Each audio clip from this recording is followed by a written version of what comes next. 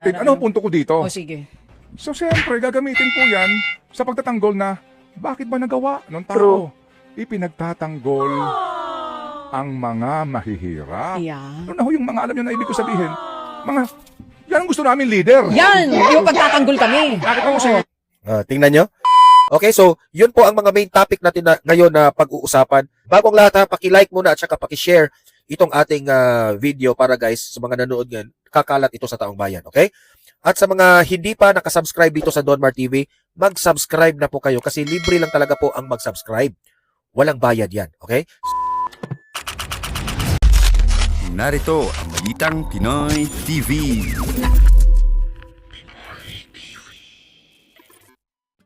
Okay, heto na nga yung sinasabi ko. Grabe po ito ginawa ni Ted Filon. Kasi itong si Ted Filon ha, ipinagtanggol niya si Vice President Inday Sara Duterte. Kasi sa nakikita ko, naniniwala itong si Ted Filon na pasaway talaga itong mga prosecutors, itong sina Luistro ha, itong sina Luistro na kung ano-ano na lang ang kanilang ginagawa, kung ano-ano na lang mga witness na kanilang kinukuha, especially yung mga yung sheriff na sinapak ni BP Sara. Oh, may video po akong ipapakita sa inyo kung saan nakikita ko talaga na itong si Ted Filon, ipinagtanggol niya si BP Sara. Mamaya, pag-usapan natin yan ha, magre-react tayo dyan. At heto na, ito yung pinakagrabe nating balita ngayon. Itong si Jesus Crispin Remulla na ikinatakot ni Joel. Mas takot pa siya dito kay Jesus Remulla kaysa ni Hesus Cristo. Hay nako, mas nauna pang kakasuhan itong si Senator Marcoleta. Yeah? Tingnan nyo na.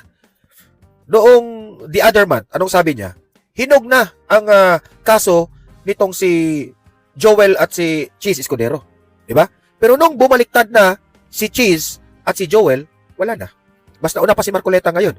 Kasi si Marcoleta, hindi po takot na iniimbestigahan itong mga 18 ex-Marines. O, mas nauna pang nakasuhan si Marcoleta. Mamaya, pakikinggan natin itong si Bonjing Remulla. Okay? Nagpapa-presscon. At hinog na raw itong kaso ni Marcoleta. O, tingnan nyo na. Diba? Okay, so, yun po ang mga main topic natin na, ngayon na pag-uusapan. Ha? Pero bago ang lahat, sinisipon kasi ako guys. Bago ang lahat ha, paki-like muna at saka paki-share itong ating video para guys, sa mga nanood ngayon, kakalat ito sa taong bayan. Okay? At sa mga hindi pa nakasubscribe dito sa Donmar TV, mag-subscribe na po kayo kasi libre lang talaga po ang mag-subscribe. Walang bayad yan. Okay? So, kung nakasubscribe na kayo, wala na. Sa mga trending na mga balita ko, uuna mong mag-pop up yan sa mga cellphones ninyo. Okay? So, ayan, subscribe na po kayo. Wala muna tayong batian ngayon, ha? Heto na yung sinasabi ko. Bago natin simulan yung si Ted Filon, no? At itong si Bonjing Remulla, unahin muna nating ipapakita ko sa inyo ito. Ha? Kung saan, nag-speech itong si Bongbong Marcos dito sa Zamboanga. Okay? At sinabi niya, na yung mga taga Maynila raw, iba raw dito sa Zamboanga. Oh, talaga namang magtatampo ang mga taga Maynila nito. Kasi itong si Bongbong Marcos, may napansin raw siya, okay? Na iba yung tao sa Maynila at dito sa Zamboanga. Doon raw sa Maynila, nakasimangot yung mga tao sa kanya. Pero dito raw sa Zamboanga, nakasmile raw sa kanya. Ito yung speech niya ha. Magre-react po tayo dito. Ito, pakinggan ninyo. Ako'y natutuwa, kagaya ng sabi ng ating butihing mayor, napapadalas nga ang bisita ko rito sa inyo. At palagay ko kasi mas maganda rito, pag pumupunta ako dito, hindi kagaya doon sa... Namimigay raw siya ng 20,000 sa mga estudyante dyan. Anong sabi niya sa mga taga Zamboanga? Talagang magtatampo ang taga Maynila dito Pag pumupunta ako dito, hindi kagaya doon sa Maynila, yung mga tao rito nakangiti. Sa Maynila, medyo mas mahirap ang buhay siguro doon. Kaya hindi sila nakangiti gaano. Anyway. Tingnan nyo yung mga tao, parang awkward, di ba? Parang dinadown niya ang Maynila. Sa Maynila raw nakasimangot doon. Ito sa Zamboanga. Ito ay yan ang yan ang kanyang point niya dito sa kanyang speech. Mas magaan ang kanyang loob, parang masaya siya dito sa parang sinabi niya na mas maganda dito sa Zamboanga kasi yung mga tao nakasmile, nakangiti raw. Pero siya, kapag pumupunta siya doon sa Maynila sa mga kung saang barangay, kung saang mga event doon sa Maynila, hindi raw ngumingiti yung mga tao doon. Okay? At hindi raw siya siguro pinapansin, 'di ba? Ipinakita naman natin, 'di ba? Sa mga videos natin na para bang hilaw na. Kaway siya ng kaway doon, pero hindi na siya pinapansin. Parang nakasimangot raw yung mga tao doon sa Maynila.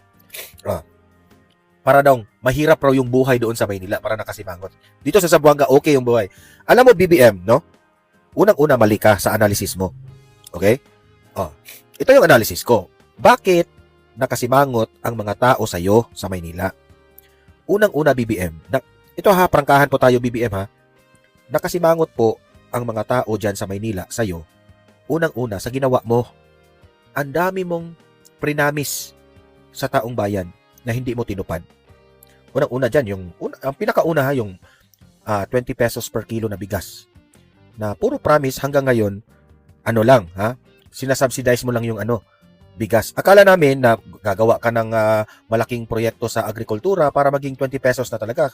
Because akala namin sobra na yung bigas na to the point na talagang liliit yung presyo. Pero hindi yan ang nangyari. Okay?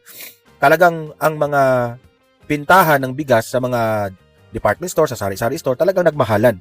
Okay? Para lang binubudol mo kami dyan sa mga bigas mo ngayon na lumang-luma pa yon, no? Hindi pa quality. So yun po ang yun po ang sitwasyon kapag si BBM ay bumibisita sa mga lugar-lugar. Okay? Wala nang pumapansin. O, heto na. Heto na yung isa sa mga main topic natin. Ted Filon. Okay? Ipinagtanggol itong si Vice President Inday Sara Duterte. Kasi dito sa kapalpakan nila Luistro dito sa mga prosecutors. Kasi mga tanga di ba? Nakakatawa nga itong ginagawa ng mga nila Luistro, itong mga prosecutors, kasi wala na silang ibang ebidensya para ibintang nila kay BP Sara para ma-impeach. Pati yung sinapak ni BP Sara na sheriff doon sa gulo, doon sa Davao, okay? Nung meron pong demolition job, no? Na sinapak yun ni BP Sara kasi po hindi po sumunod sa utos, no? Na ang utos po ni BP Sara na bigyan niyo po ng 2 oras bago makapag-impake yung mga tao doon, bago i-demolish yung lugar. Oh, hindi man sumunod, sinapak ni BP Sara, kaya nagalit si BP Sara kasi nagkagulo dahil sa kanya. Oh, ito yung part kanina na balita ni Ted Filon na ipinagtanggol si BP Sara. At parang dismayado itong si Ted Filon dito sa mga ginagawa ng mga House of Representatives, itong mga prosecutors ng mga julo. Ito, pakinggan ninyo si Ted Filon. BP Sara ito. Yes, Oo. Bakit? Ano ba motive? Ulitin ko, mali Mali ang pananakit ng kapwa. Correct. Pero ano ba pinanggagalingan din? Ano ba motive dito? Alright? Yan po naman po, laman na ho ng balita dati. At nangyari nga po, na diskusyon. Bakit? Kasi si Sheriff Abby Andres nung panahong yon ay nag-execute ng demolition sa grupo po ng mga maralitang tagalungsod sa isang private property. So, i-demolish. Before the demolition, naghanda na yung mga taga doon ng kung ano-anong mga pananggalang, kung ano-anong pambabato, gagamitin sa pambabato, etc. Violence will erupt. Yan po yan Ngayon mga... Ako, puputulin ko. Yeah. Medyo ano mo? Ninyong lahat. Tuloy. So, ngayon, naghahanda na sila. Gaya po ng ilang pong mga eksena sa mga demolition, naghahanda na yung mga nakatira doon. Oo. Ilang pamilya yon Oo. na di-demolish. Oo. Mga kapatid, para maiwasan po yung violence, namagitan itong si Mayora. At Mayora sinabi Sara. dun sa sheriff na, Sheriff, huwag mo munang i-demolish to. Bigyan mo kami nakiusap. 2 oras. Nakikiusap. Para lang sa maayos na pag-aalis ng kanilang mga gamit. Before pa yan, sinabi na yan, huwag mo munang i-demolish yan. Bigyan mo kami ng sapat na panahon. Kasi may problema pa ako dito sa isa Meron pa siyang ilang mga maitang ulo. Nung nalaman ni Mayora na dinedemolish, pinuntahan doon. Pinuntahan. Ay naku, gagamitin to. Sigurado ako. Gagamitin to. Pagpunta, di So pinuntahan. pagpunta doon. Pinuntahan ni Mayora. Mayora Sara. So nanggigigil. Pagdating doon, halika dito. Sinapak. Kitang-kita po yan. Not once, not twice. Okay, so Nagka-black ngayon, eye ba? yan, sige, ganyan rin. So, Nagka-black eye? yes, Nagka-black eye. na-hospital. Na-hospital Ang siya. lakas kaya. Malakas? Ang tindi ni Ayun mga Baby kapatid, Sara, ano ang punto ko dito? Sige. So, siyempre, gagamitin po yan sa pagtatanggol na, bakit ba nagawa ng tao? Ipinagtatanggol ang mga mahihirap. Yan. Ipinagtatanggol ang ina... Dito pa lang nauunawaan ko explanation ni Ted Filon, no? Parang ipiniliwanag niya dito sa kanyang programa na kaya yun sinapak ni BP Sara o sinuntok yun ni BP Sara kasi nagalit na po si BP Sara. Ipinakita ni BP Sara na handa siyang makipagpatayan basta lang para sa taong bayan. Yun yung pinakauna. Kasi ayaw ni BP Sara ang gulo Mas mabuti na lang kami yung magkagulo sa sheriff kaysa magkagulo ang buong barangay. Yan po ang ibig, yun yung mensahe ni VP Sara doon sa pagsapak eh. Okay? Kaya nagawa yun. Bakit ngayon, gagawin nila itong witness? 2011 pa yun. Hindi pa Vice President si VP Sara yun. So talagang sobrang sablay po itong witness na at ito pa ha, nagsalita na raw itong sheriff na ito, itong si Abby Andres. Ang pangalan ng sheriff ay si Abby Andres raw. Kumakalat rin sa social media na nag-post itong si Abby Andres, yung sheriff, na wag nyo akong idamay dyan. Okay? Parang out ako dyan sa usaping politiko. Bakit ako nadamay dyan sa usapin na yan? Pahiya silang luhisto dito eh. Pahiyang-pahiya sila. Kasi pati yung sheriff na sinapak ni VP Sara dati, ayaw na ng gulo. Ayaw na, kung sa the way ko inanalyze ang kanyang post sa social media, hindi ko kasi na screenshot yun eh. Parang sinabi niya, kalimutan nyo na yun kasi ang tagal na nun. Ayaw niyang mamumulitika. Okay? At para rin namang naiintindihan ni Abby Andres na nagawa yun ni VP Sara for a reason. At hindi ko nga alam eh. Baka nga si VP Sara, humingi na siya ng tawa doon nanghingi ng sorry na si VP Sara yun eh.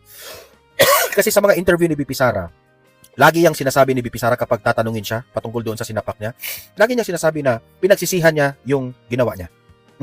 Nagsusorry pa nga siya eh. Tama si Ted Filon, mali yung manapak tayo ng tao. Pero, ang usapan dito, ipinagtanggol niya ang marami taong bayan. Diba? Siguro, I will really accept na si VP Sara nagkamali doon, pero siguro nagawa yun ni VP Sara sa init ng ulo. Kasi hindi po plastic yung mga Duterte eh. Okay? Ito pa. Kahit na sino pang lingkod bayan.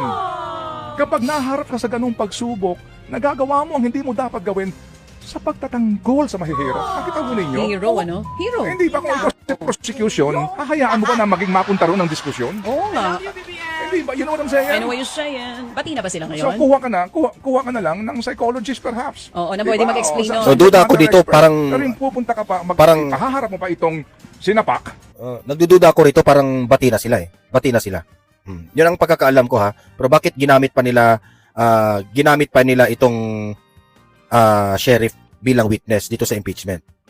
Para lang balikan yung kwento na, uulitin ko, masama manakit ha, pero lalong yung mga masa, lalo na yung mga alam nyo na ibig ko sabihin, yan ang gusto namin leader. Yan! Yung pagtatanggol kami. Nakita ko si Tingnan nyo. Very obvious, di ba? Kung mapapansin nyo, very obvious itong si Ted Filon na ipinagtanggol si VP Sara. Yan ang gusto naming leader. Yung ipinagtanggol kami. Di ba? Akala nila siguro, yung issue na yun na sinapak ni VP Sara yung sheriff, akala nila siguro na ikakasira yun ni VP Sara. Kaya gagamitin nila yun na issue. Mas lalong hinahangaan si VP Sara sa ginawa nun eh. Kasi ang nakikita ng taong bayan, grabe, ang tapang ng Vice President, ang tapang ni Mayor. Talagang binugbog niya ang lalaki kasi babae siya, no? Para bang ganun ba? Mas na-appreciate siya. Akala siguro nila masisira si VP Sara sa mga mga pautot nila. Kasi ngayon, ang prosecutors, ito sina Luis Tro at si Dilima dyan sa prosecutors, ay napaghahalataan na ng taong bayan at sa Korte Suprema na itong mga style nila na yung kung ano-ano na lang witness na pinupulot nila, parang desperado nila talaga silang ma-impeach si VP Sara. Kasi takot sila eh.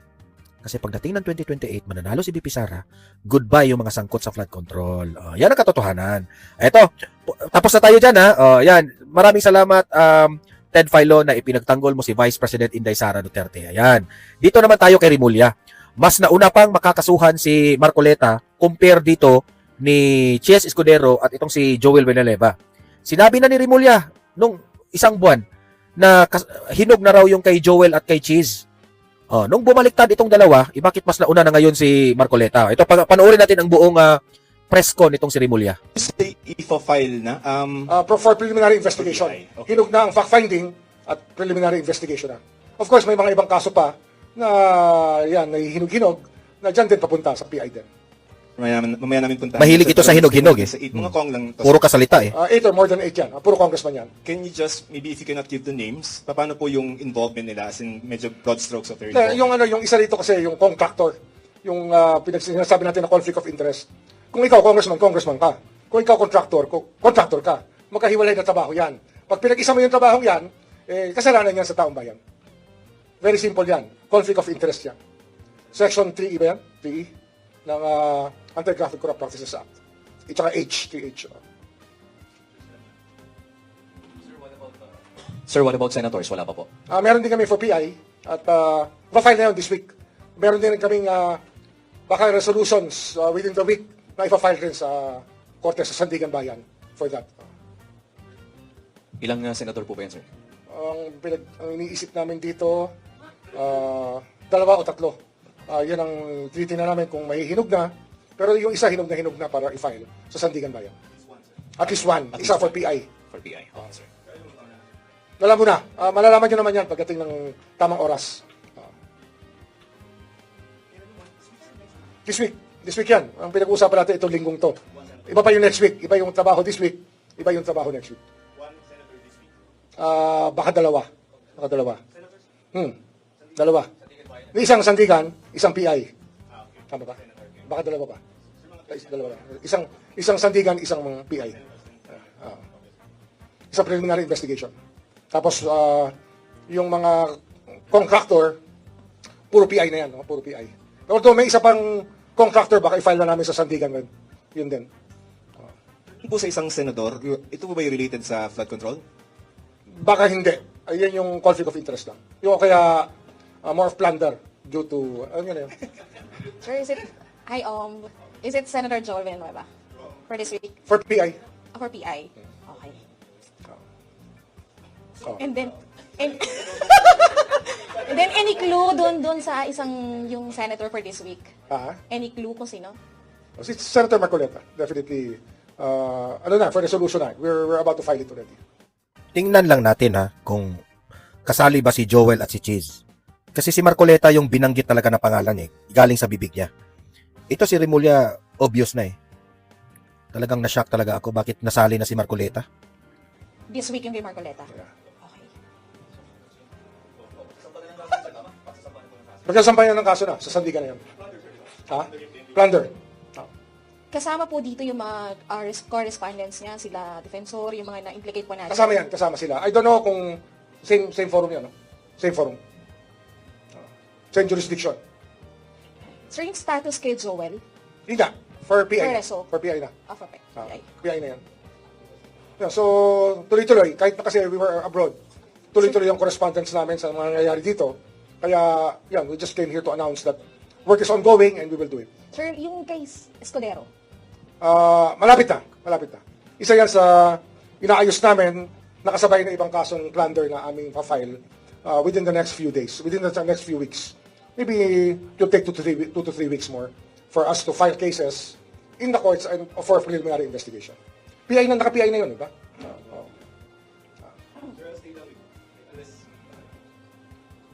I'll stay lang with the... At tapos ano pala, we already have a signed agreement for the cooperation of former Secretary Manuel Bunoan to be a state witness, to be a cooperating witness.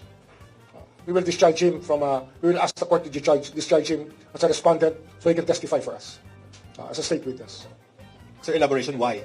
Kasi bukas, sir, may arraignment yata siya sa 5th. Yes, pero meron na kaming standing agreement. We filed already a motion to discharge him as an accused so that he can be a witness for the prosecution. Sir, elaboration lang ng why we need him as a state witness. The knowledge that he has about the whole institution is something very important to us to be able to prove many cases. There are other people who will be benefiting from his testimony with regards to so many of the cases that we are filing. Okay? Sir, pasagutin na natin ikaw. Kasi yung mga nagsasabi, una-muna, binabawasan nyo yung mga minority senators sa Senate para pagdating ng, Hindi. Wala yan. We didn't even ask this to happen. All the evidence came from, where. Diba? Hindi naman namin hiningi ito mangyari. Pero nangyari ito, dahil motu proprio, apparently the crime was committed in open knowledge of everybody. All of you are witness to the actuations of the guy, of what he has said in public. That, of course, given the sworn statements that he has executed, will actually make a case for his being charged of plunder. Nag-file na rin po ba si Mike Defensor? Ang counter nila? Both? I think so. Sir, advance ko lang ng konti yung story kasi si Senator Jinggoy has been suspended by the Senate as per order by the Sandigan. No? Yes. So the same thing is going to happen to Senator Marcoleta? Kasi plunder, sir? Yes. It will depend on the court, of course. Okay. And then if and when the Sandigan Bayan suspends him, can he still participate? Question whether senator facing a plunder non-bailable case at the Sandigan Bayan, can they still participate in Senate proceedings? In accordance with the plunder law, they cannot anymore. Exactly. Sir, update lang dun sa case conference natin, dun sa mga ex-Marines. Kasi di ba pinatawag natin sila dito? Yes. Is it for case filing na po ba yung mga... We are utilizing. We are evaluating some of the affidavits that they have executed individually and will be filing these cases soon. Sir, related pa po sa mga Marines? I think for 4 to 6 statements might be useful to us. Sir, related din po sa mga Marines. Kasi po si Attorney Balibo, they're facing cyber libel cases nga po sa DOJ. And meron po siyang statement last time na sinasabi niya na i-dismiss na nga raw po ng DOJ itong mga cases kasi daw parang may conflict of interest. Ako generally, analysis ko dito, itong si Rimulya, I think, duda ako rito Ako pa, this is my own belief Inuutusan ito ng presidente. Huwag na tayo magbulahan. Kasi ginagamit na rin yung statements daw nila affidavit dito sa ombudsman. And according to Attorney Baligod, kapag daw ginamit na ng ombudsman ito, ibig sabihin daw may katotohanan yung mga statements. What daw happens in the DOJ stays with the DOJ. We have nothing to do with what the DOJ rules upon. Thank you, sir. Okay? Hindi, may yung kay Bonoan lang ulit. Sir, may kinalaman din ba ito dun sa health niya? Well, of course. His health is of concern to us, and we want Naawa na kayo, Bunuan. Baka i-dismiss na ninyo yung kaso ni Bunuan kasi naawa kayo. to be able to perpetuate his testimony as soon as possible. Kaya nga, it's important to us that he be discharged already so that he can be our witness. Ano to kasi nga, the tactic here, and what we're Mantakin nyo? Instead na kinasuhan, naging witness pa. Wow! trying to do here is to finish the cases as early as possible. Kasi yung naging dating lumang tugtugin na ng inordinate delay of justice, hindi ho mangyayari dito. Sa atin dito, we do the case build-up so we can present the cases immediately. Ito na nga mga kabalita. Ano na ang masasabi nyo patungkol sa balitang ito?